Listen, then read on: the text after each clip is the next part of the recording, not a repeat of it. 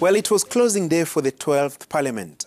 The August House adjourned indefinitely, sine die if you may like, to enable members of Parliament to return to their respective constituencies and concentrate on campaigns as the August 9th general election draws closer. It is exactly 60 days to the polls.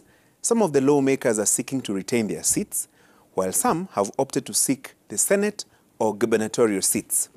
There is even Madeira MP Rigathi Gachuri who hopes to transition from a first-term parliamentarian to deputy president. And as the 349 lawmakers in the National Assembly exited the House this evening, I asked myself a couple of questions. Top among them, what will the 12th Parliament be remembered for? Let me rephrase that question. What will you remember the 12th Parliament for? What are your highlights of the 12th Parliament? On a scale of 1 to 10, I would rate the House at a 4. That is a grade D. And I'm being very generous, by the way. The Senate adjourns on Thursday next week. I will grade that House then. For now, let me address myself to the National Assembly. Let me start with the good. The 12th House, which commenced its 5-year mandate on 30th of August 2017, handled a total of 342 bills, 114 of which were successfully passed into law. 26 others are currently lying with the Senate that will adjourn on Thursday. Not a bad scorecard on the legislative function of Parliament. Good, but could have been better. Unfortunately, that is where the good ends. This, in my opinion, is the House that dropped the ball on separation of powers. Just like its predecessor, the 11th Parliament, the 12th August House proved subservient to the executive. The Jubilee administration had its way all through, with little resistance or questioning. Every bill that the executive wanted passed sailed through almost seamlessly, its content and consequences notwithstanding. The situation was made worse by the March 2018 handshake between President Uhuru Kenyatta and ODM leader Raila Odinga. Dissenting voices went silent. Effectively, the 12th Parliament ended up doing the executive's will with obedience of a single-party era parliament.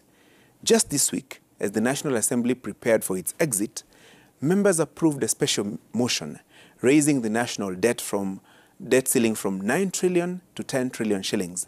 Make no mistake, there is no problem seeking debt. Even at individual level, many people have at one point or the other taken a loan to finance one project or the other. But I would have expected the National Assembly to demand a clearer answer from the Jubilee administration on public debt procured from local and international commercial banks, of course at high interest. One would have expected a thorough scrutiny of projects funded through this borrowed money, their cost, and answers on whether they were value for money. Little of that happened in the 12th Parliament, and that forms a substantial part of the reasons for the grade D I have awarded the House. One would have expected a bigger House in population and facilities would have resulted in better oversight of the two arms of government, that is the executive and the judiciary.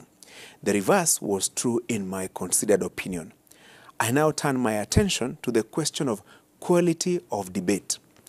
I struggle to draw a list of just 10 National Assembly members out of 349 who stood out in terms of quality of debate and content, in the way Mwai Kibaki, Martin Shikuku, Paul Muite, Njeru Kathangu, or even Chibule Watsuma did in past parliaments. Some made an effort, with flashes of brilliance on and off, but I'm afraid, and forgive me if I've set the bar too high, none of the parliamentarians would merit the award of an exceptional debater with consistency over the 5-year term of the 12th Parliament. But I could be wrong.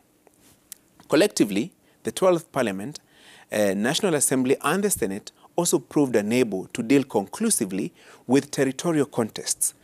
Through those supremacy wars on which is the upper house or the lower house eased a little compared to the 11th Parliament, they still opted to settle some of their matters in court.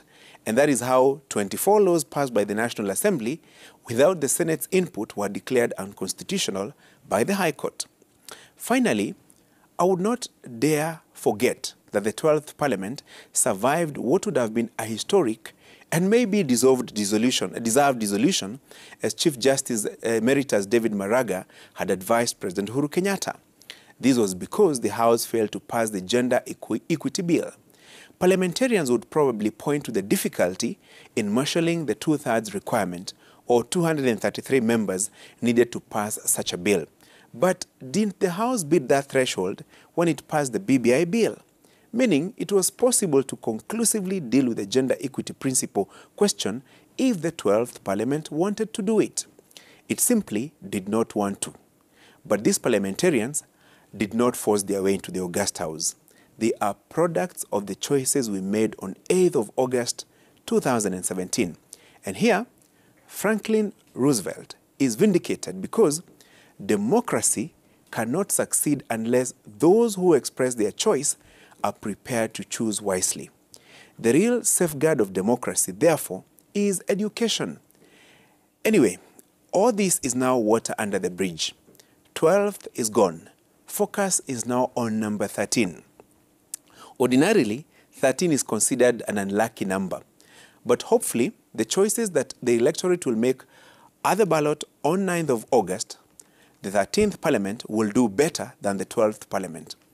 When we elect our next National Assembly member, senator or woman representative, let us use our heads, not our hearts. Resist the wave. Resist the temptation to flow with the tide. Scrutinize the contestants between now and August 9th.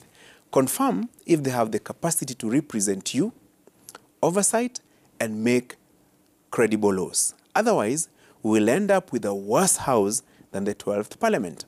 I say so because, as Tony Snow, the 25th White House Press Secretary, puts it, voting is a right best exercised by people who have taken time to learn about the issues. Enough said. That's my punchline.